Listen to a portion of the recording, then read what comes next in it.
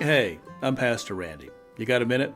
It's Wednesday, March the 10th, 2021, day 19 in the 40-day season of Lent.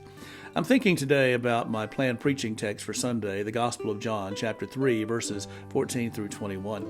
At the beginning of that reading, Jesus makes reference to a rather strange story in the book of Numbers in the Old Testament. In that account, the people are complaining in the wilderness against God and Moses. They don't like the food and they can't find water. God sends poisonous serpents to bite them, and many of them die. So they cry out to Moses. Moses goes to God on their behalf, and God instructs Moses to put a bronze serpent on a pole, hold it up in the air, and when people are bitten, they can look at the bronze serpent and live.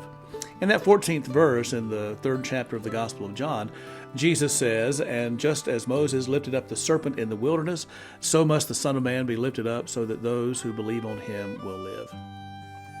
I find that to be an interesting comparison, an interesting reference point. And I guess what I'm thinking today is that looking to the cross reminds us of our sin, just like looking at the bronze serpent would have reminded the people in the wilderness of their sin, their lack of trust, their lack of faith in God. And I think looking at the cross, we do feel some burden for our sin that is represented there. But perhaps even more importantly, we look upon the cross and we see Jesus, the source of our salvation. Maybe that's a good thing upon which we can reflect on this 19th day as we journey through the season of Lent. I'm Randy Lucas, in the name of the Father, Son, and Holy Spirit. So long.